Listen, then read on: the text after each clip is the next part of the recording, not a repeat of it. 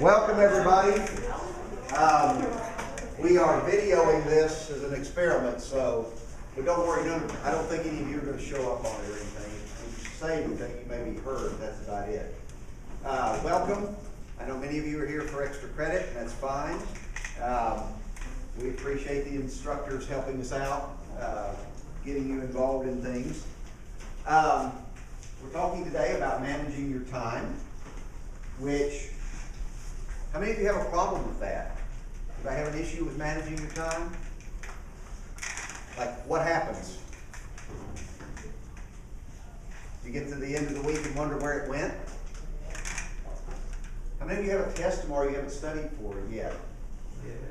And back on Monday you thought, yeah, you had plenty of time. Last Friday you had plenty of time, right? How many of you used the weekend to study? Oh, someone. Oh, good. Good for you. So you don't have a life, in other words, right? Correct. Actually, how many of you are freshmen? Oh, almost all of you. Virtually all of you. Good. One of the things that freshmen discover, I think pretty early on, is that managing your time is one of the big issues of making an adjustment to college. A lot of times your first semester, the classes aren't as hard as you thought they were going to be. Some are harder than you thought they were going to be. But the thing that's different is this freedom deal. How many of you have more freedom now with your schedule than you've ever had before in your life? Is that good? Bad? Indifferent? And what happens is you are so used to being structured for so long. Example, how many of your mom woke you up in the mornings? Oh, just two of you. The rest of you got up on your own? I had that option. I just chose not to. Oh, okay. You opted to let her do it. Although I'm circling. How many of you had an extremely structured day in high school? Like 6 or 7 class periods. And then what did you do at the end of that? Sports, baseball, band, what? Homework. How many of you had a job? Some of you probably had a job after school, but you had a very structured daily routine. Now you get here, and Mondays and Wednesdays and Fridays don't look like Tuesdays and Thursdays, and the weekends are just open game for anything you want to do. And it can get a little dicey trying to figure all that out. What would you do if I gave you $86,400? Go shopping. Pay your tuition off. That'd pay one semester, right? Yeah. It's a lot. That's a lot of money. Some of you buy a car. Some of you might make a down payment on a house. Some of you would buy some clothes. Some of you would do what, I don't know. You do a lot of things. It's a lot of money. Off the top of your head, why did I pick the number 86? Why did I give you $100,000? Is that my next one a week? Not quite. It's the second of the year. Not of the year. It's an odd number to keep track Well, no. There's that many seconds in a day. 86,400 seconds each day. And the point is, if I gave you that money and expected you to spend it well, like if your parents gave you $86,400 at the start of the fall and said, okay, here's your money for the whole year. We'll say 40 some odd $1,000 a semester just to spend. They've expected you to use it well, right? So in a sense, each day you're given 86,400 seconds, and it's your decision how to use them. Now, truth is, we wind up wasting a whole lot of those. And we probably don't use 10, maybe 20% of them productively. But there are some ways to do better at that. What are some of the things that draw on your time right now? Friends. School, that's kind of general. Friends. Friends? All of you have friends? One hard class that overshadows the rest. One overshadows the rest, so it takes a lot of time. And then you don't have time for the other one. Anything else? What else do you do? Sleep. Sleep? Jobs. How many of you have a job? That's about a third of you. I heard something else. Are any of you involved in one of our athletic teams? I guess that takes a little time for people. Somebody said go to class, and they mentioned a specific class. What is that? All you do? Dinner. Dinner. You do eat, right? How many of you exercise? Shower. You got any runners? Or do you watch TV? You surf the web? I mean, we can go on, but there are certain things that demand your time. And then there's family, right? I didn't even consider them. How many of you live on campus? So that's most of you. Those of you who live at home have probably more stringent family demands than others. But the point is, there are a lot of things tugging on you. Now let me ask you this. You're only 5 weeks in. Those of you who are freshmen, you're 5 weeks into your college career. But do you notice any kind of shift in what's pulling on you as far as time demands? Is it different? What took your time in high school? Friends. Friends. Fun? Is that what you said? Fun? AP. Yay! Similar things, but probably what you're going to notice is maybe it's because your priorities shift. I'm not sure, but you will begin to see some other demands on your time as you move through your academic program. You may have things like internships and job shadowing that become a part of things you do, or study outside this country. There are going to be lots of things that may tug on your time. But I want to talk for a second about these things. Because you got to figure out the role these play in your life. Everybody knows what I mean by, in class today, I call them time traps. But they're that's what they do, is steal your time before you know it. Can you throw some at me that you can think of? And these are the things, they're not necessarily on your schedule. They're not planned. They can be, but more likely aren't. And before you know it, you've spent more time doing them, or spent time with them when you didn't intend to, like what? Football games. Football games? Email. Email? Lipscomb email. Internet as a whole. What else? Xbox. Xbox. Yeah. Talking on the phone. Talking on the phone. Texting.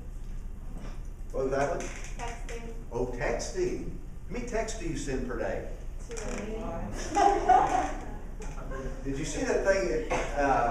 It's been a year or two ago about the girl. This was back before most of us had the unlimited text plans. This was several years ago. That girl that rang up it was like $10,000, and she texted so much. I think that's an obsessive compulsive disorder of sorts. But so there are all kinds of things. Let me categorize a few of them for you. This is one that you don't pick up on a lot of times because it just happens. But things that interrupt you, like the phone. And see, the thing is, the phone ring. It's a very intrusive little device, right? You know, I spent probably 30 minutes today downloading iOS 7. Anybody else do that? I spent like 3 hours and it still hadn't worked. Well, my iPad's still in there saying 24 hours until it downloads. Yeah. But, the servers are busy, I guess. I must have gotten in early. I don't know. It went fine. But that's an intrusive little device. But it's one that I've discovered students love it because it gives you an excuse not to study.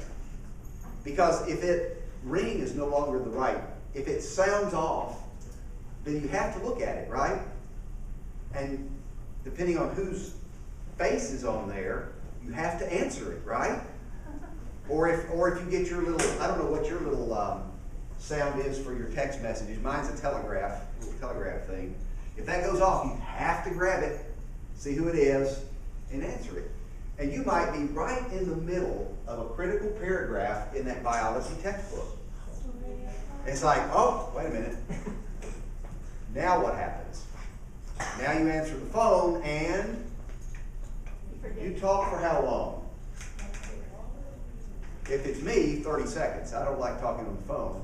But for some of you, what's your longest telephone conversation ever? 4 hours. 4 hours. 8 hours. Are you serious? 8 hours. Wow. I didn't talk to my now wife that much when we were dating. We might talk for an hour at a time. It might hear would be more now. But you get the point. The phone's something like that. Or how many of you, again, are in the dorms? That was most of you. Don't you love it when you're really zoned in? You're studying, and you've closed your door, but there's a, you in there? You know, well, of course you're going to answer the door, right? They know you're in there, and they stand there and knock until you do, and then they come in, and you can't kick them out because you're a nice person. Or they just won't take a hint. You know, you can even be trying to ignore them and all those kinds of things. But things like visits and phone calls, and then there are crises. Things just always happen while you're studying, right? So interruptions are a big time stealer because during the course of the day, I wonder how many times you're interrupted while you're doing something that's probably fairly important, you know, especially related to school. So that's one. And then there are those of you for whom this is a descriptive term. Raise your hand if you're a procrastinator. Now, don't take your time doing it. Don't. This is probably the #1 study killer. What? Okay, procrastinators, why do you do it? Because you don't want to. Because you don't want to do it, right? Yeah. Now that's it. Sometimes that's not really the only reason, though. For some of you, you want to do it, but There's other more exciting things happen. okay, there are more exciting things happening. You don't know how to go about doing it. Don't know how to go about doing it. You think you have more time than you actually do. Yeah, you lose track of you don't really realize how much time something's going to take, and so it's like, I can wait another 2 days. And by the way, you don't get out of college and become immune to that. I still have to fight that. I'm not really a procrastinator, but there are some things that it's like, I really can wait until tomorrow to start that. And then the next day it's, I can really wait another day. And then we get to the third day, it's like, oh great, now I've got 3 hours left to get this done, kind of thing. So it's all those reasons you listed. There are another couple that I have up there. Some of you are perfectionists at heart. And it's like, you're not, somebody did say you don't know how to do it or something like that, yeah. And so it's like, you don't dare start until you're going to do it just right. And that makes a handy built-in excuse to delay because you're not going to know how to do it a lot of times until you dig in and do it. And then the fear of failure, you know, and you know that this test isn't going to go well, and you just hate the thought of studying for it because there's that fear of failure that's there. So all those things paralyze you. And sometimes you do it by, some of you just kind of ignore something thinking maybe it'll disappear. If I don't start on that paper, maybe he'll forget that he assigned it. There's wishful thinking. It's on the syllabus. You know, it's there. You're going to have to do it. Some of us procrastinate, and I've seen this so many times. And this happens a lot as we get closer to finals and it's time to start studying for finals. Rooms are just about as clean as they can be. Cars get washed 4 times a day. Everybody's laundry's always done because there's all these things you need to do, right? And so it's like, I need to start studying for the test, but I really do need to wash my clothes.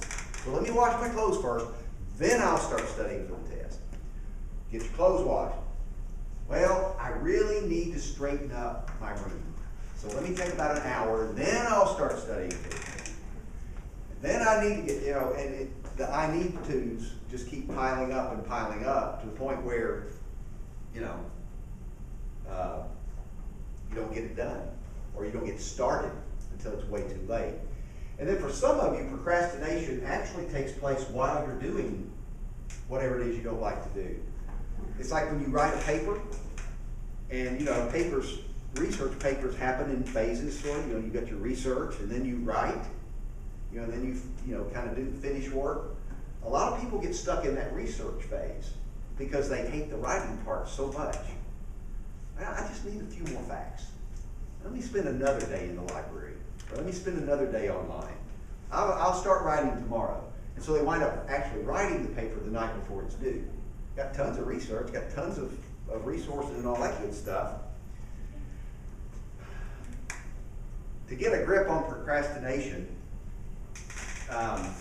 there are a couple of keys for those of you who struggle with it. A lot of times, if you will take the task and break it into smaller little chunks, you can get yourself to do a little chunk at a time. You can get yourself to do something for 30 minutes, and then take a break, do something else, come back, do 30 more minutes, and kind of schedule that so that you get it done on time and it hasn't been all that painful. And along with that, as you get pieces of it done, then reward yourself. Whatever makes you happy, do it. Well, within reason, as long as it's legal and moral and all those good things. But make sure that you have your priorities right. And a lot of times, if you can control your environment, you can help with procrastination a whole lot. If you can put yourself into a place where you have to work. It's a lot harder to goof off and not do anything when you come over to a place like the ASC where other people are studying and working. You stick out like a sore thumb if you're doing nothing versus sitting in your room, playing Xbox or surfing the web or whatever. Another thing that gets in the way, I just say taking breaks. Now breaks are good, right? When you're studying. Everybody take study breaks? The problem is when a study break becomes a study break. When you mean to take about a 15-minute break or 30-minute break, and 4 hours later you come back to the room and get ready to start again. Now instead of studying from 8 to 11, you study from 8 to 9, then you come back at 1 in the morning to start again. That kind of thing. That used to happen to me and my friends in college. That same kind of stuff. We'd study for a little bit and say, I'm tired, let's take a break, let's get something to eat. And then that snowballed into playing cards or something for a while, and before long, 3 hours had passed, and we hadn't gotten back to studying. Not a good thing.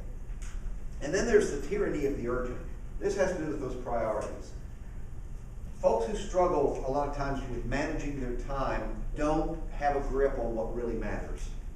They haven't sat down and said, this is what I've got to do, this is what's most important to me, this is what is critical now. And there's actually a little chart here that if you can learn to follow this, it will help you a lot. Down here is the level of importance, or up and down the side. Down the bottom is the level of urgency. If something is low importance and low urgency, in other words, it doesn't have to be done anytime soon, and it doesn't matter that much to you, then don't spend time on it, at least when time's precious. In the middle of the week when you've got so much to do, don't be wasting your time on that. And we could, I want to get you out of here in a timely way, but we could spend a lot of time just filling those boxes with various things. Here's the kicker on that, though. You really can't fill that as a group because that's kind of an individual thing. You have to decide what is important.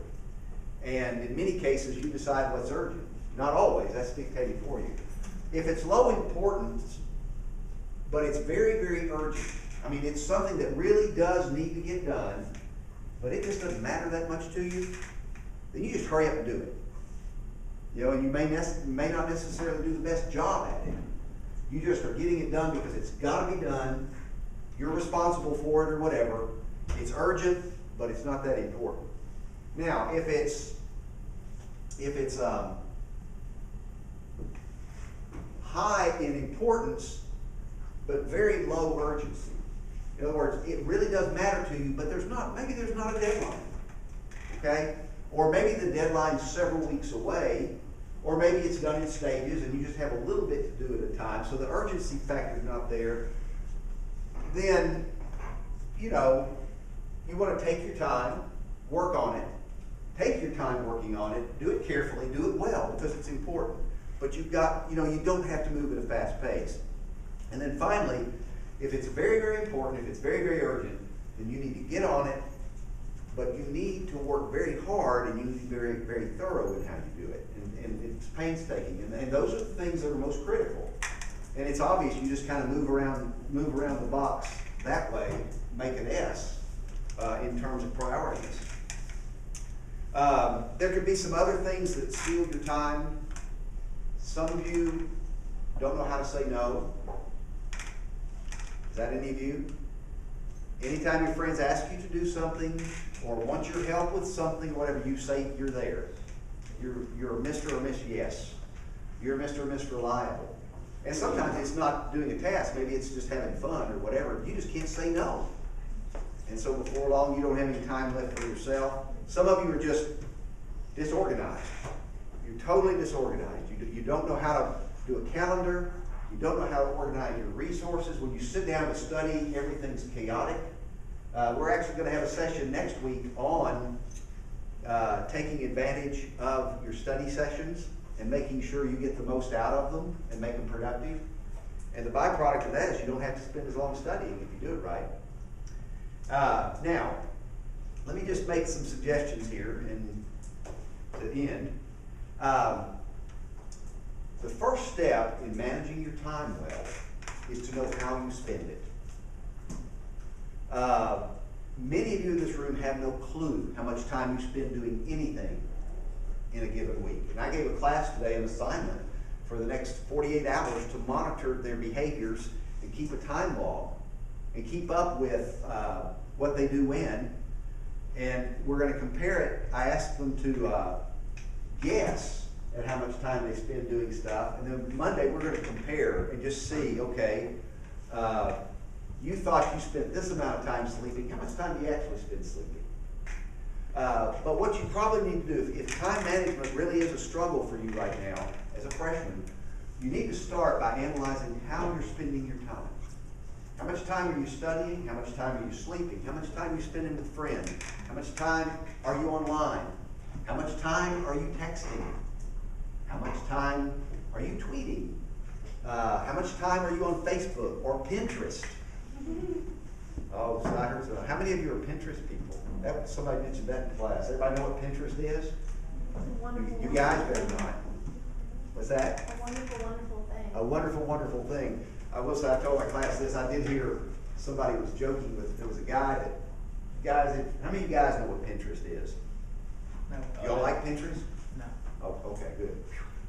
No, I'm just kidding. There was a guy that got interested in Pinterest a lot. And so some of his friends were giving him grief and telling him he needed to turn his man card in.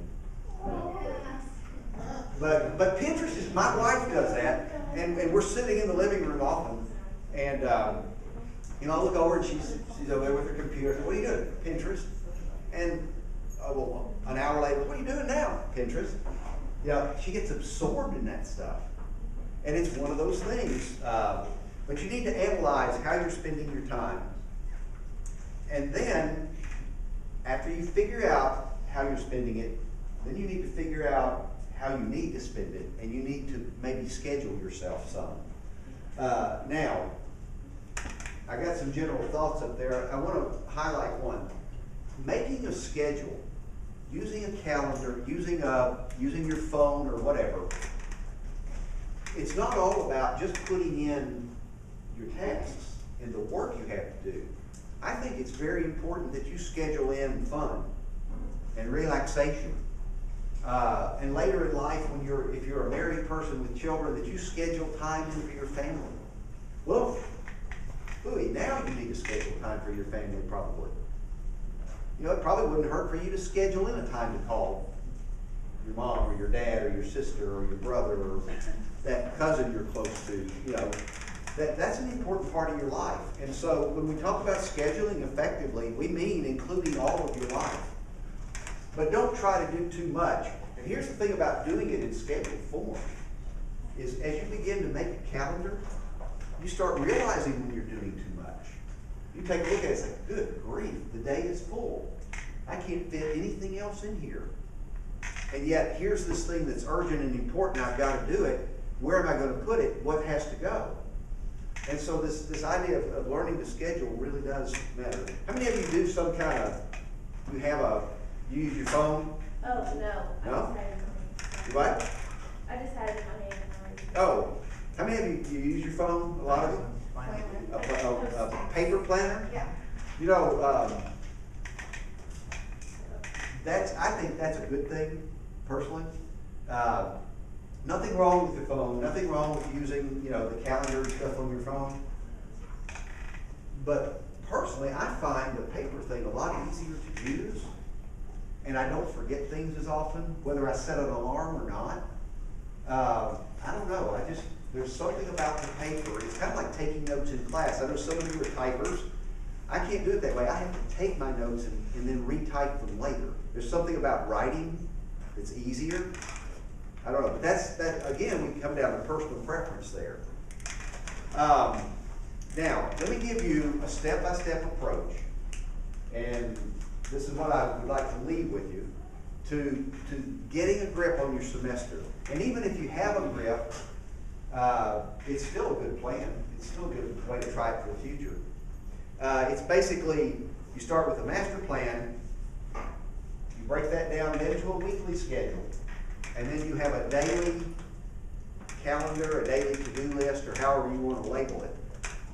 The master schedule is how you build your whole thing. And you start this, well, ideally you would start this probably the Sunday night before classes begin, but you probably really can't do it because you haven't been to class yet. So by the end of the first week of the semester, when you've collected all of your syllabi, you sit down and I would recommend taking a physical calendar, and you just you go class by class with the syllabus, and you begin to pencil in all of the tests that are scheduled, all of the major assignments that are scheduled, all of if there's a special class meeting, et cetera, and you do that for the whole semester. You also begin to pencil in some important school-related, obviously fall break, when Thanksgiving break, all the big things that are happening.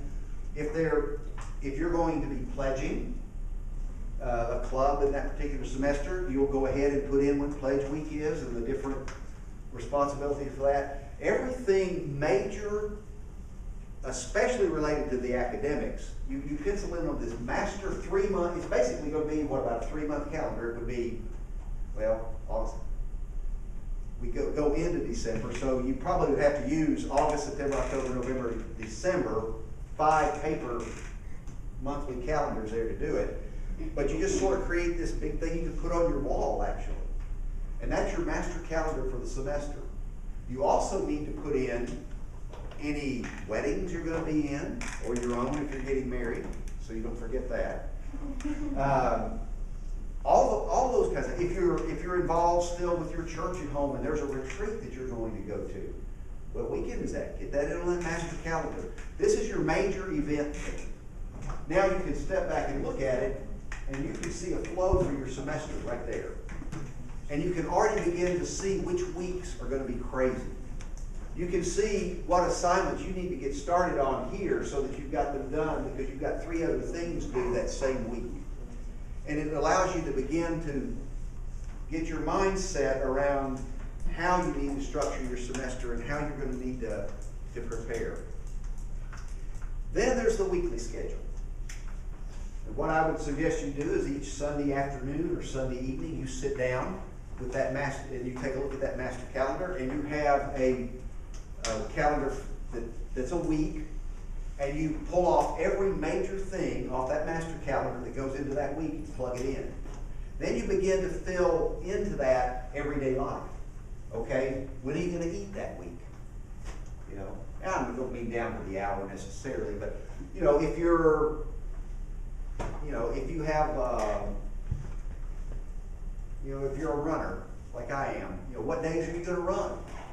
When are you gonna run each day? When's it gonna fit into your schedule the best? You know, if you're gonna do, if you're gonna have a date that week, you know, what night's the best?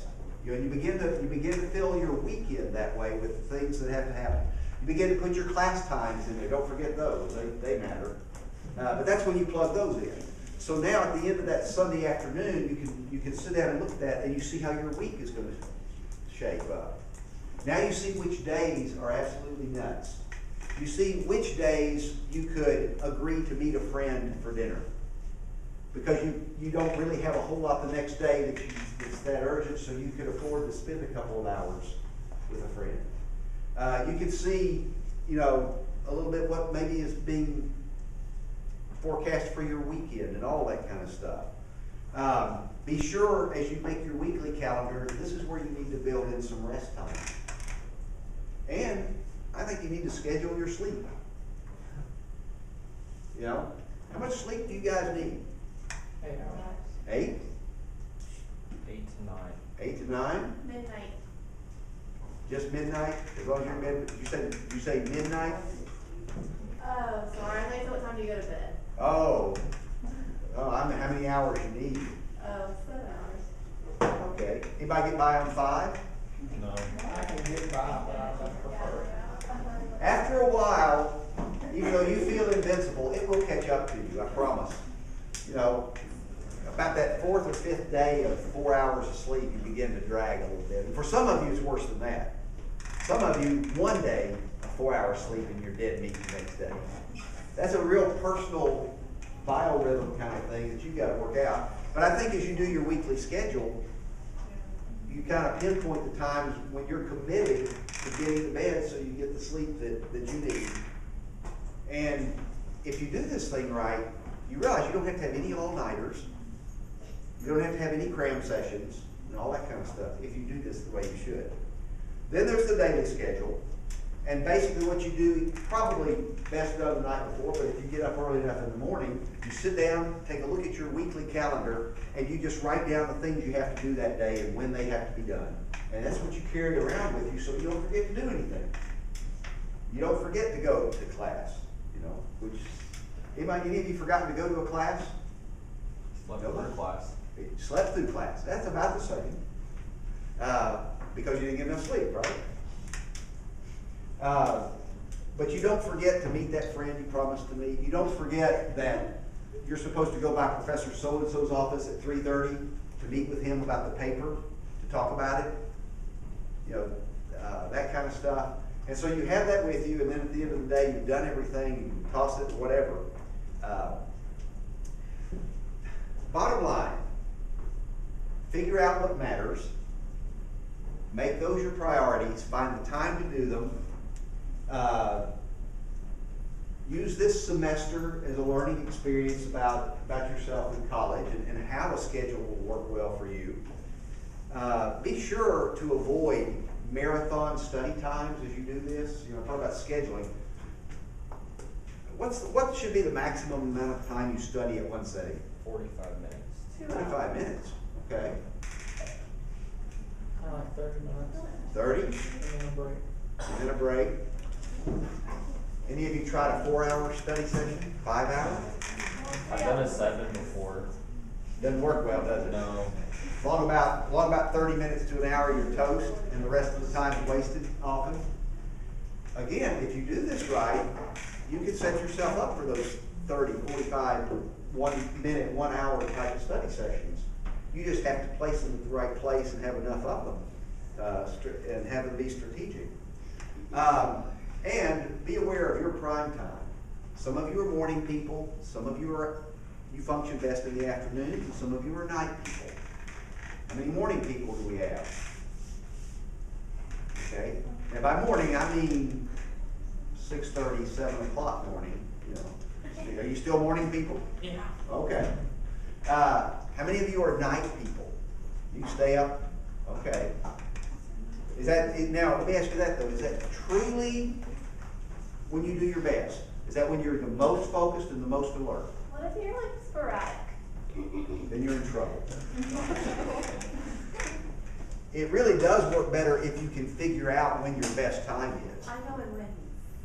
Oh, well, here's the thing. Most of us, there's a time when we're at our best. Not when we're necessarily the most energetic, but when, for example, when you sit down to study, when your mind is absorbing the most. And some of you just can't function in the mornings. That's my wife. She's just, you gotta pour about a gallon of coffee down her and then she's civil. No, she's not that bad. She doesn't like mornings, but I do. I'm up and I'm out and choo, off I go.